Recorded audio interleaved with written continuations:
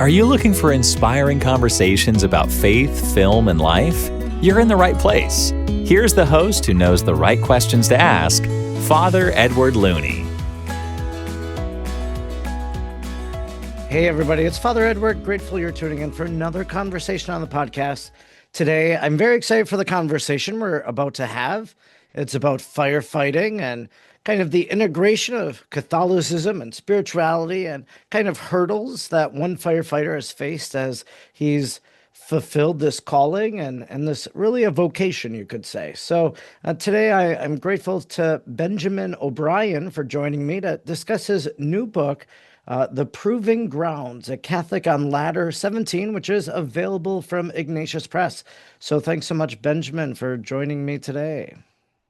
Oh, you're welcome, Father. Well, thank you for having me. It's a privilege to be on your podcast. Yeah, so obviously you write a book about being a firefighter, and there's lots of different topics that are covered in the book, but I think maybe to set the stage, what made you want to go into that field? Why did you pursue being a firefighter? Yeah, well, I was studying liberal arts at a small Catholic university. It was an academy at the time, now a university, Our Lady Seat of Wisdom in Ontario. And discerning priesthood and being a sacristan, training altar servers, really felt set aside for discerning that call. But there was some dryness, some emptiness I was experiencing, and I brought that to my spiritual director, and he advised me to put the question aside for the time and try to look deeper into my own heart and ask the Lord what he was calling me to. And out of that arose this desire for the vocation to marriage and family life, but also firefighting, which was interesting because I didn't have any family members who were firefighters. I didn't really know many firefighters, but it really seemed like at a decisive moment in my life, I'd been given this call. So I pursued it. It took several years to land a career. I started volunteering at a rural volunteer fire department.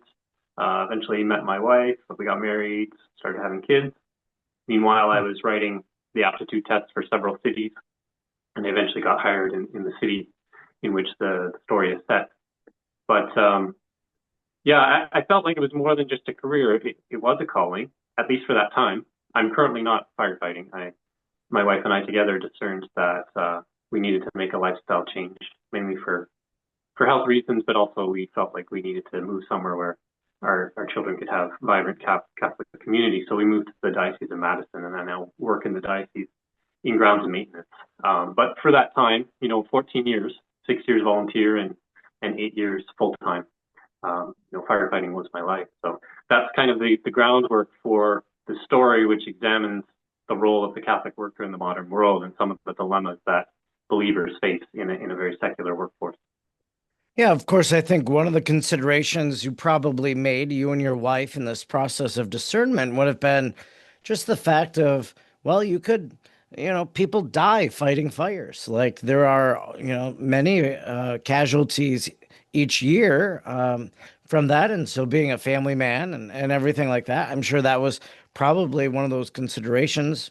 And I think it's probably one of those careers, just like you see sometimes, in other fields, that people will do it for a time. And then I see this a lot in television, actually. People will be all very interested in being a news anchor or a reporter. But then when they get into the job, they realize how long of hours, demanding, early, it kind of takes away your life. And they're like, I want time for family. I want time for recreation. And so slowly, after 5-10 years of service to television, they might step away from it. So, what were some of the considerations in that discernment process?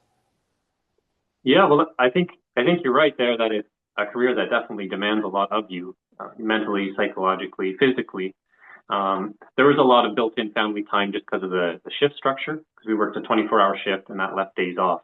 But it wasn't a very natural rhythm. It wasn't a natural cycle for your body, for your mind. And there's lots of studies that have been done on firefighters and links to cancer, not just because of the toxic materials that are burning now, but also because of sleep disturbances and things like that. So it is, in a sense, an unnatural lifestyle that takes its toll, and it takes its toll on family life.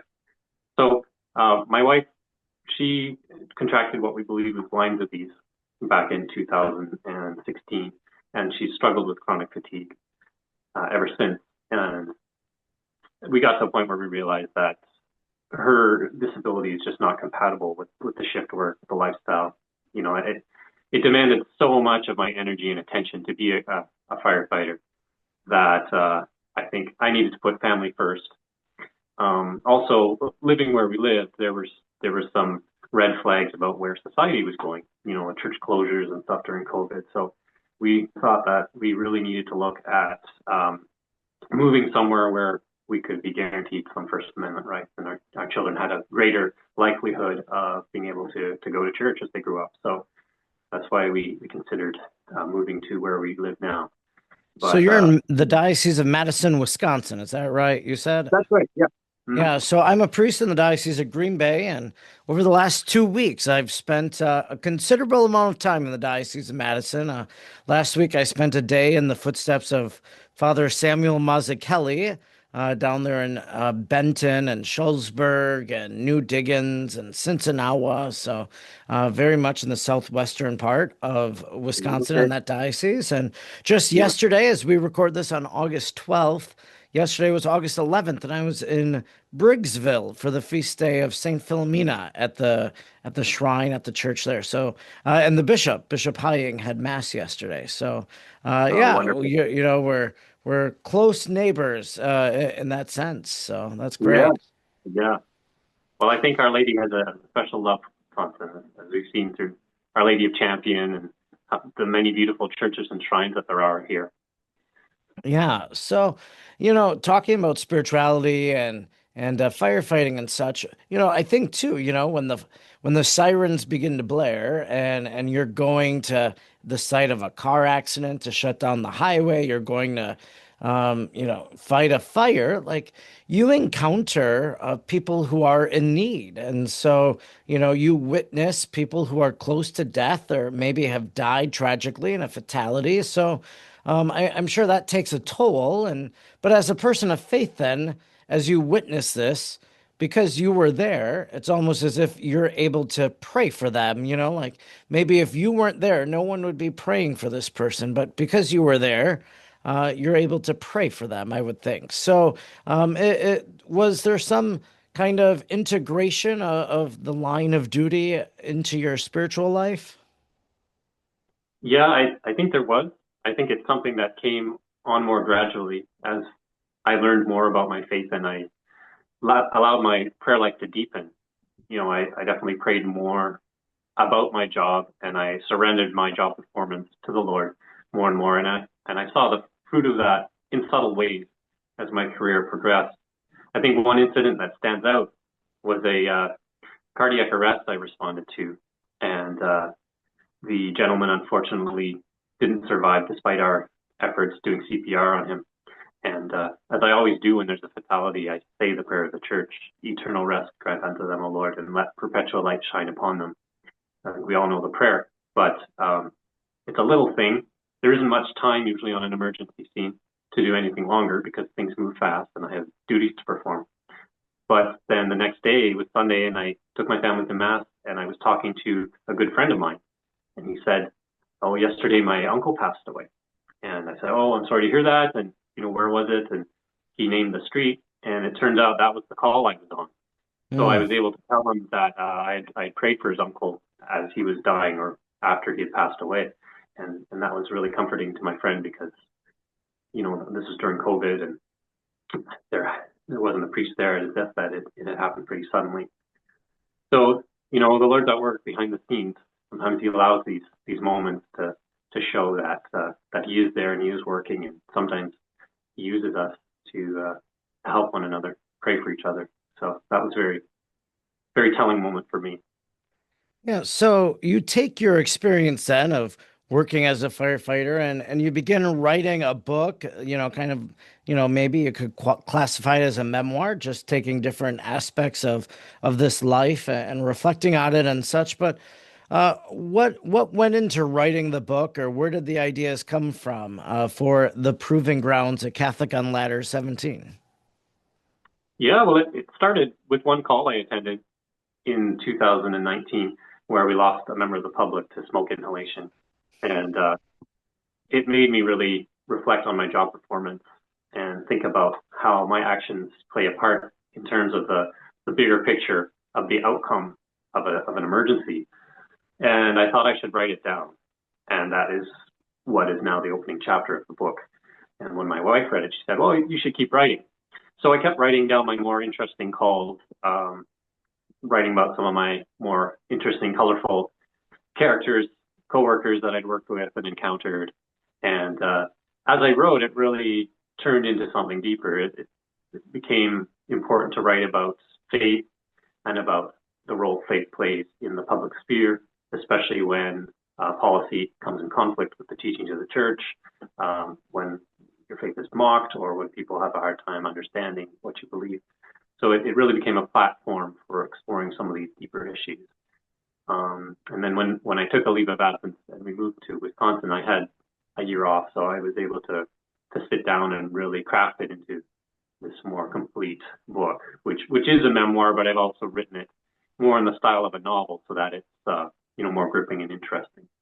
So I hope that it can be a source of encouragement for many people, especially those who are working in a secular environment and maybe need some encouragement to be faithful or to stand for their beliefs in a hostile system. Yeah, you mentioned some of the colorful people you encountered, some of the people you worked with, or people that you served, people who were in need. And so I'm thinking of fellow firefighters that would have been maybe working alongside you. Do they know that you wrote the book? Have they picked up a copy to see what your thoughts were about the whole experience? I haven't heard from any of my previous coworkers since writing this book, but it would be interesting to see. I have Catholic firefighter friends in other fire departments, other cities, and I'm hoping to get some feedback from them on the book as well, because many have gone through some very similar experiences, through vaccine mandates and, the whole gay pride thing, and they've had to face some of the same challenges. How do I be a Catholic man in this kind of environment? So yeah, it'll be interesting to see going forward what kind of reactions we get.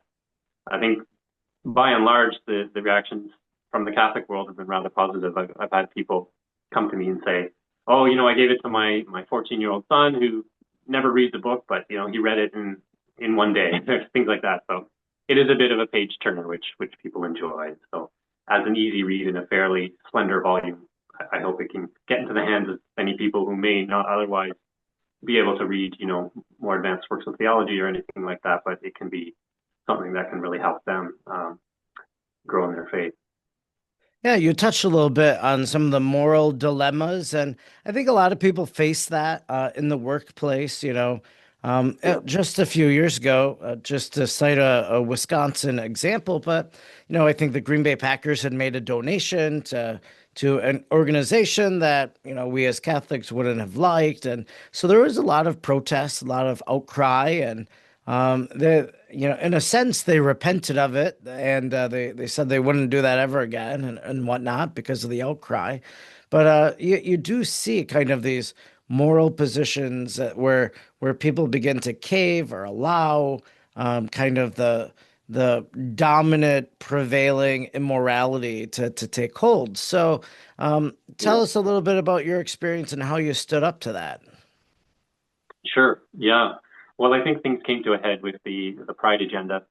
And this happened also due to COVID because the fire department would send trucks down to the Pride parade, but they were manned on a voluntary basis. So they would take a spare truck that was out of service, and if people wanted to volunteer and support that on their off-duty time, that was their business. So it wasn't like I really had to be forced into it. But then along came COVID, there was no parade, and so management said, well, we'll put emblems on all the on-duty vehicles. And so, fire trucks just driving around the city on routine duties, on calls, are now going to be advertising. So I talked to a priest friend of mine and I said, am I being complicit in something? Am I going along with something contrary to the faith? Am I culpable here? And his advice was, well, they're not asking you to put it on your helmet, or they're not asking you to hoist the flag or march in a parade, then this is kind of remote cooperation. But I still felt uneasy about it. And I approached my officer and I said, I'm not comfortable with this. First of all, because we're a publicly funded city service. We're supposed to be politically neutral. It's not in our job description to wave flags for any special interest group, regardless of what it is. That kind of undermines the neutrality that we represent when we put on a uniform. We help people regardless of their political stripe or whatever lifestyle they may be living. But when we start being forced to advertise just by virtue of showing up for work and going on call, then that's deeply problematic. And he wasn't Christian, religious in any sense, but he was just kind of an old school firefighter, and I could tell it was uncomfortable for him too. So he agreed that we could just quietly remove the emblem from our truck. And I noticed throughout the next following month or two that the stickers were starting to disappear off the other trucks as well. So I think a lot of firefighters were uncomfortable with it, but they weren't exactly going to make waves because they didn't want to lose their jobs. Yeah, But, sure. I think of these heroes, these Christian athletes like James Reimer, NHL goaltender who just quietly refused to wear a pride jersey, and the firestorm that he faced for doing that. I mean, talk about heroic. And then the NHL ended up walking back in support of Pride Month, which is a huge win, right? So sometimes when we are willing to be, martyrs in the loose sense, or at least take some flack for our beliefs, it can have a real positive impact. Yeah, definitely. So I'm thinking that a lot of fire departments, they have chaplains. And so did you have a relationship with the chaplain, and were you ever able to touch base with the chaplain? Maybe not about issues of morality, but what role did the chaplain play to the firefighters? Yeah, it's a great question. And many fire departments do, especially in the more, I'm thinking of coastal cities that had a lot of immigrant Catholic populations, and the fire departments had a lot of Catholics in the ranks traditionally. You think the stereotype of the Italian New York firefighter. But where I worked, we didn't have a Catholic chaplain. I think there was a Protestant chaplain who I didn't end up connecting with. But I had to really find my strength, my identity, and get the camaraderie that I was missing at work from my Catholic circle. So I found being a Knight of Columbus was really important, because there I had a confraternity of men with like-minded beliefs who I could draw strength, draw support from. And I think that's really important for any Catholic who's in a predominantly secular work environment, because there is a certain camaraderie that you can have with your coworkers, but if you're missing the faith element, or if there's a difference in morality, you need a band of brothers who can hold you accountable to your beliefs and help you in your faith. So I think it's really important to find that within your Catholic community. So I definitely did lean on the advice and friendship of priests, but they weren't necessarily associated with the department itself. Okay. But it's a great question, and it's something that's been on my mind. Maybe we need to start a Catholic Firefighters Association, some kind of national movement where we can connect firefighters with chaplains and get some sort of networking happening, because it is an important piece. Yeah, for sure. With that Catholic component of firefighting, were there ever Sundays that you had to miss mass because you were on call on duty at the firehouse? I worked one Sunday a month, so I would go to Saturday night mass before my shift. Okay. Yeah. Interestingly, there is a leftover, I guess, from the days when most people went to church. There is still a standard operating procedure on the department that there's no training on Sundays. And the station routine was a little more relaxed on Sundays. So little elements of cultural Christianity that still exists on the department today. And, guys look forward to the Sunday shift because there's no training and they can just relax a little bit at work between calls and whatnot.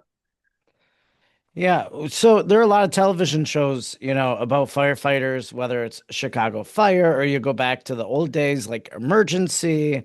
What are your takes on some of those television shows or how firefighters are portrayed on television? Yeah, well, I mean, it's Hollywood, right? So it's dramatized, and uh, firefighting is very difficult to capture on camera because, well, first of all, when you go into a burning building, it's pitch black, it's full of smoke. So when you see these dramatic scenes from these TV shows with, flames everywhere but no smoke, and you can see the heroes clearly talking and doing things, it's not like that at all. It's, if you blanked out your camera right now and put a blindfold on, that's what it would be like. You have to do everything by feel and hearing. So yeah, a lot of these shows, they're being produced for dramatic effect, and some of the elements are realistic, but others are not. So we used to kind of joke about them and maybe make fun of them a little bit at the station. Sure, sure. Well, was there good food at the firehouse? Did you have good cooks? And, there's always kind of the stigma that the fire truck is at the grocery store picking up food and, all of that. But firefighters, I think, are known for chili, all these things. So, yeah, anything about food or that stigma? Oh, well, I don't think it was a stigma. I think that was one of the greatest parts of the job. We ate so well. We had great cooks, and I learned from some of the best. But yeah, I mean, fighting fires takes energy, so you need to fuel the old machine. So you had I describe it a little bit in my book, some of the meals we ate, and yeah, they're just some fantastic recipes. So I've tried to bring a little of that home with me and treat my wife a little bit by cooking up some firehouse recipes. Oh, And that's there's some great. great there's some great fire station recipe books out there if you're ever interested in looking into those. Okay. Well, that's wonderful to know. And maybe just one last question. I think a lot of people look back to the events of September 11th, 2001, and, just seeing a lot of the first responders, whether they're police or fire or EMS. What impact did 9/11 have for you or for other people that you know of in the firefighting community? Oh, I think it had a huge impact. Yeah, I know New York lost 343 firefighters that day, which is a huge dent in their workforce. And I think we can hardly begin to imagine the impact that's had. Um, Interestingly, though, it revived a huge interest in the fire service, and Mm. New York and other cities have been inundated with applications to become firefighters since then. So I think it was somewhat iconic. You see these men who heroically gave their lives in the service of the public in a very, very dark day in the nation's history. And it's inspirational. I think their families too, and what they went through losing their loved ones, and all the people who lost loved ones in that event. Mm. But to the point that New York had to cut off their application to only people who reside in the city of New York because Mm. they had too many. They couldn't hire them all. Now that's over 20 years ago now, but we've learned a lot of lessons from that. So unified command structure was one of the things that came out of that incident. We can handle large scale events like that a lot better now because of the lessons learned.